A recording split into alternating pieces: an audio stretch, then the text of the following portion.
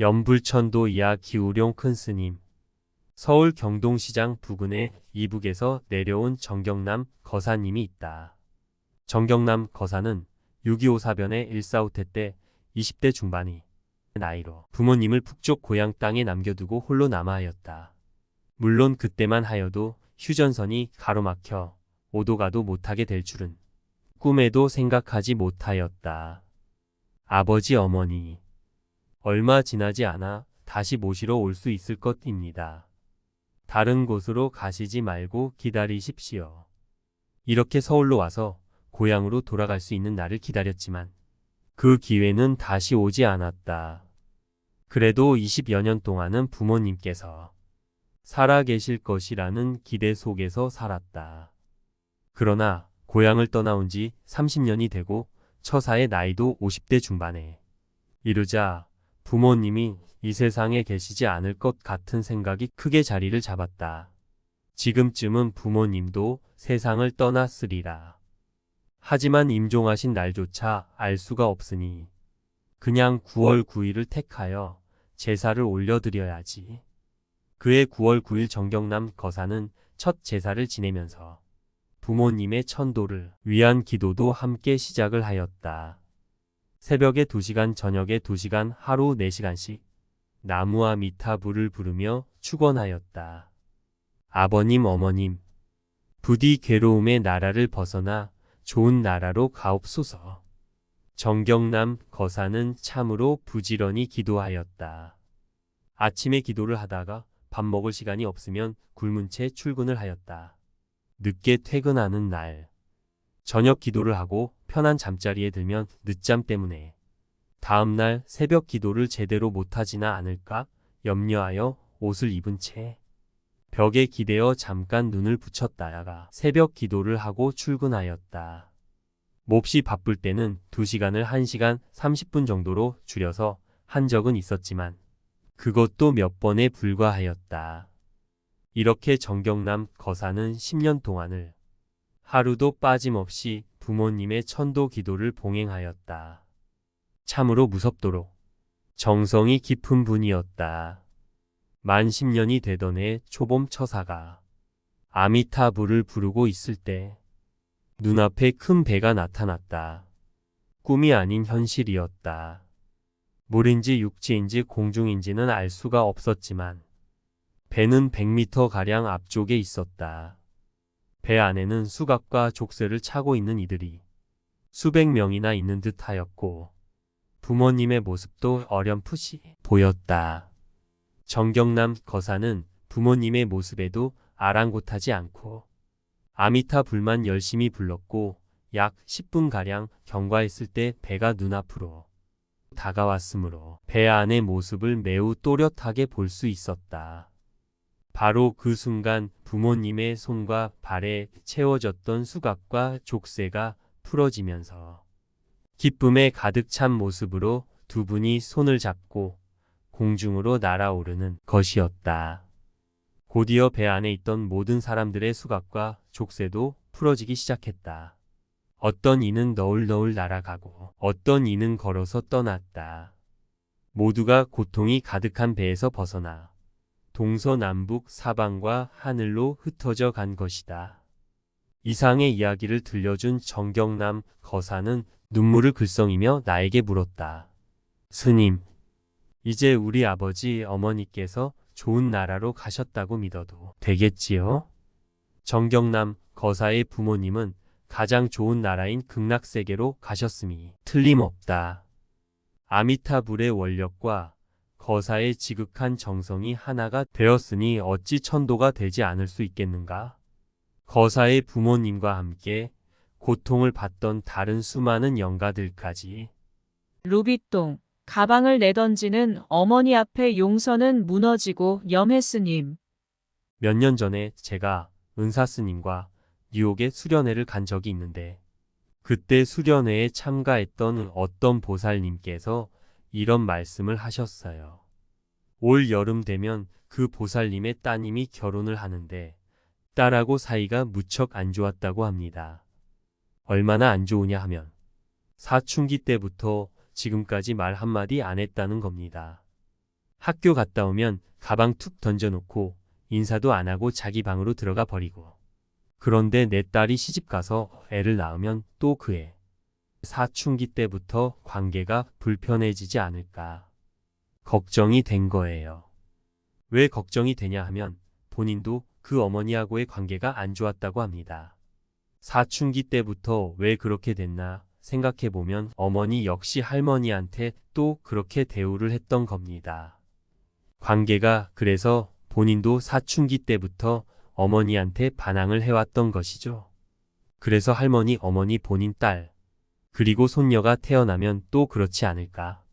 이 걱정으로 딸하고 나하고 관계를 회복해야 하겠다는 생각을 한 겁니다. 그래서 우선 어머니하고 관계를 회복하는 게 우선순위겠다 생각하고 법문도 듣고 책도 보고 상담 심리 같은 데 가서 상담도 받아보고 한 1년을 그렇게 하고 나니까 사춘기 때 어머니한테 반항한 게 잘못이구나 이렇게 참회가 되고 또 어머니가 본인한테 잘못한 거나 또는 너무 모질었던 것도 다 이해가 가고 그래서 과거에 불편했던 일들을 떠올려도 다 참회가 되고 용서가 되고 이해가 된 겁니다. 아무리 지난 일들을 떠올려도 이젠 화가 안 나고 원망이 안 생기고 그래서 드디어 어머니하고 화해를 하려고 갔습니다. 가면서 무슨 선물을 사드릴까 생각해 보니까 어머니가 가장 아끼던 게 핸드백이었다고 합니다. 그래서 그 명품 가방 루이비통 핸드백을 하나 백화점 가서 사들고 갔습니다. 가면서 생각하기를 어머니를 만나면 어머니 죄송해요. 제가 잘못했어요. 어머니 사랑합니다. 이렇게 얘기를 해야 되겠다. 그러고 어머니 계신 곳으로 간 겁니다. 가서 루비통 핸드백을 내놓고 어머니 죄송해요. 용서해 주세요. 사랑합니다. 얘기를 했습니다. 그런데 어머니는 이게 뭐지? 하고 열어보니 핸드백인데 그 어머니는 그걸 어떻게 했나 하면 그 핸드백을 집어 던진 거예요. 이런 거 필요 없어. 하면서 집어 던진 거예요. 그러자 그분도 갑자기 화가 팍 나서 필요 없으면 그만둬요. 하면서 벌떡 일어나서 방문을 걷어차고 나와 버렸습니다. 그렇게 집에 와서 거실 소파에 앉아 생각해보니 이게 아닌데. 지금 내가 이럴 때가 아닌데 왜 내가 지금 여기 소파에 앉아있지? 그러면서 어머니께 화를 내던 자기 모습을 생각해 보았습니다. 지난날 과거는 이해되고 용서되고 다 해결이 되었고 앞으로 다가올 미래도 어머니 죄송합니다. 사랑합니다. 이 대화로 해결이 되는데 정작 찾아갔을 때 어머니가 선물을 집어던지고 용서를 받아주지 않을 때 그 순간에 일어나는 이 마음에 대해선 생각을 못했다는 겁니다. 이게 아니구나. 과거나 미래가 문제가 아니라 지금 이 순간 이 마음을 어떻게 해야 할까? 수행을 해야 하는구나. 명상을 해야 하는구나. 순간순간 일어나는 이 마음을 잡는 방법은 수행이 필요하구나. 그래서 저희들이 명상 수련을 한다니까 오셨던 겁니다.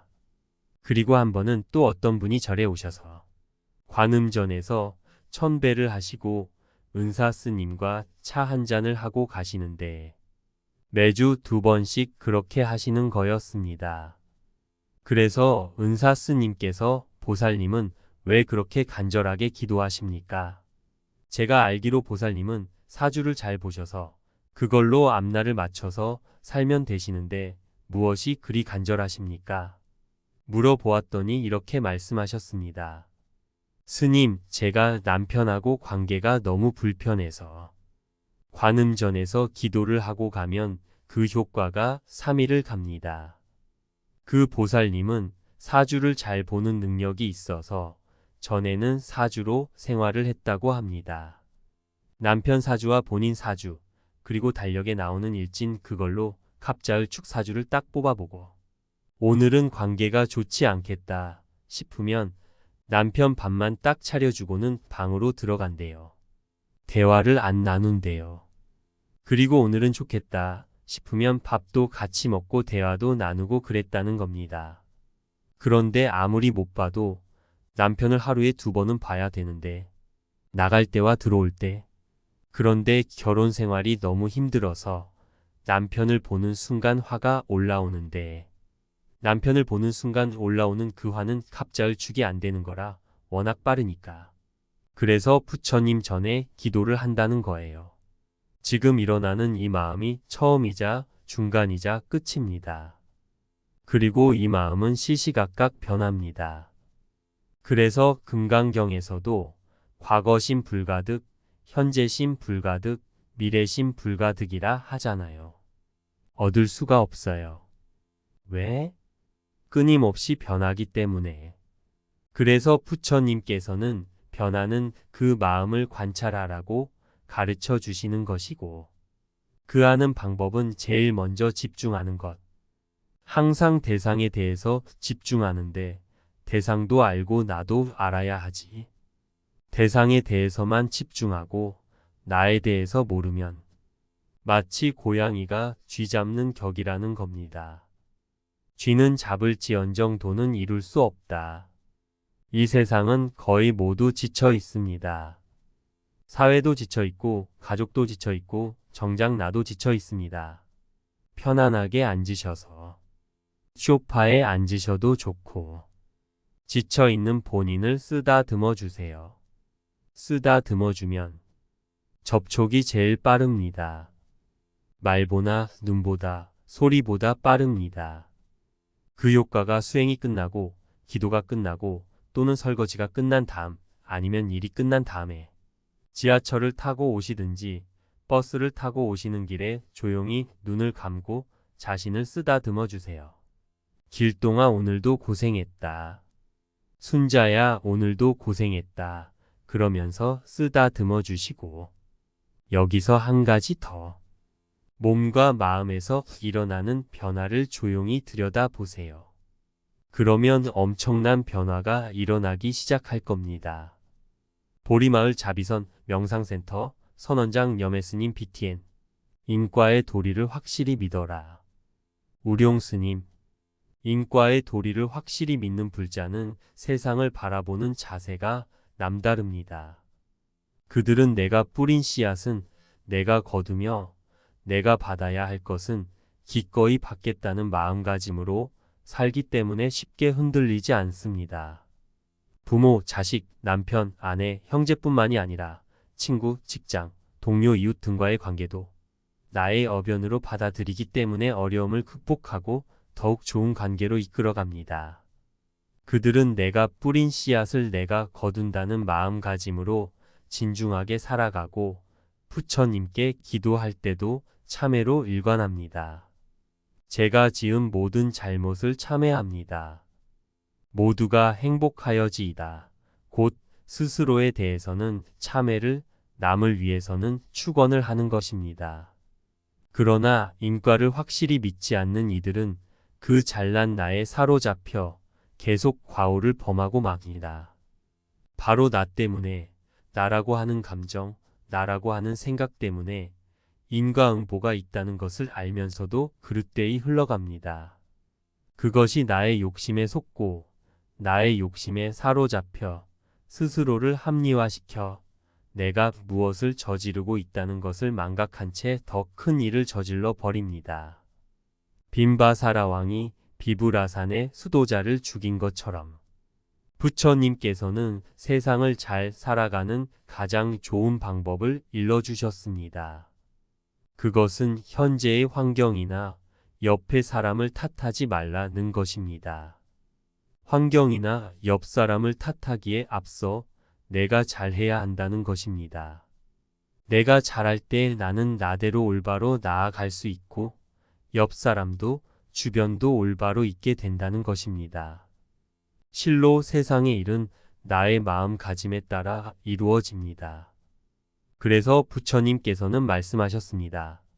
첫 대답은 언제나 예라고 하여라. 좋든 나쁘든 마음에 들던 들지 않던 첫 대답은 예하라는 것입니다. 왜 예하라고 하신 것인가? 예라고 할 때 불가능을 가능으로 바꾸어 놓는 회전 기운이 거기에서 생겨나기 때문이요. 안 돼요, 싫어요, 못해요 할 때 가능을 불가능으로 회전시키는 기운이 생겨나기 때문입니다. 이것을 이해하시겠습니까? 나에 사로잡혀 사는 사람은 안 돼요. 싫어요. 못해요 라는 말을 너무나 쉽게 합니다. 스스로가 너무 똑똑하고 잘났기 때문에 다른 것을 차단하고 불가능한 기운을 들이는 것입니다. 그러다 보니 내 꾀에 내가 속아 인생을 잘 풀어나가지 못하게 되고 결국은 불행 속으로 빠져 들어가게 됩니다. 더욱이 싫어. 안 돼. 못해. 가 앞서는 삶을 사는 이상에는 풀리지 않는 기운이 주위를 감싸 나의 업을 더욱 어렵게 만들어 버립니다. 부처님께서는 이러한 중생의 삶이 너무나 답답하고 측은하게 보였기에 처음부터 끝까지 아상, 인상, 중생상, 수자상을 주제로 삼아 금강경을 설하신 것입니다. 실로 아상만 잘 다스리면 인상, 중생상, 수자상도 일어나지 않습니다. 나라는 생각, 나의 자존심만 잘 다스리면 참으로 복되게 살 수 있습니다. 그런데도 우리는 나라고 하는 티는 그 한 생각을 비우지 못하고 단속하지 못하여 갖가지 화를 초래하는 것입니다. 그래서 부처님께서는 나를 비우라고 하셨습니다. 공이 되라고 하셨습니다. 그럼 어떻게 해야 나가 비워지는가? 흔히들 비우라고 하는 이는 많으나 비우는 방법을 이야기하는 이는 드뭅니다. 나는 이에 대해 비우려면 받아들여라고 합니다. 씨앗을 뿌리지 않으면 거둘 수 없는 법이다. 지금 내가 거두어 드리는 열매는 내가 뿌려놓은 씨앗의 결과이니 그대로 받아들여야 한다. 거울이 사물을 받아들이듯 지금 나에게 오는 인연은 있는 그대로 받아들여야 한다. 우리는 좋은 인연, 그릇된 인연을 다 받아들여야 합니다. 돈이 오면 돈을 받아들이고 똥이 오면 똥을 받아들여야 합니다. 돈은 좋은 것이니까 받아들이고 똥은 더러움으로 거절해서는 안 됩니다. 노란 것은 좋음으로 받아들이고 붉은 것은 싫음으로 받아들이지 않는다고 해서는 안 됩니다. 내가 뿌리지 않는 씨앗은 오지 않게 되어 있듯이 내가 원인을 만들지 않았으면 그 과보는 오라고 하여도 나에게 오지 않습니다. 반대로 내가 그러한 씨앗을 뿌렸기 때문에 지금 그 과보가 온 것이므로 피하려 해도 어쩔 수가 없는 것입니다. 그러므로 받아야 할 것은 기꺼이 받아들여야 합니다. 거울이 사물을 비추듯이 받아들여야 합니다. 결코 받아들이는 것을 두려워할 필요가 없습니다. 받아들이면 업이 녹는 것이요. 받아들이고 나면 그 업이 비게 되고 저절로 공이 됩니다. 반대로 내가 원하지 않고 나에게 맞지 않다고 하여 받아들이지 않게 되면 더 복잡하고 더 어려운 나의 업을 만들어 계속 힘든 상황 속에서 헤맬 수밖에 없게 되는 것입니다. 실로 들어온 것은 나가게 되어 있고 나간 것은 들어오게 되어 있습니다. 그런데도 많은 사람들은 한쪽만을 고집합니다. 머리가 가는 곳에 발이 가고 발이 가는 곳에 머리가 가는 것이건만 머리 쪽만 생각하고 발은 잊고 사는 듯 합니다. 높은 자리, 많은 돈, 큰 명예 등 머리만을 좋아합니다.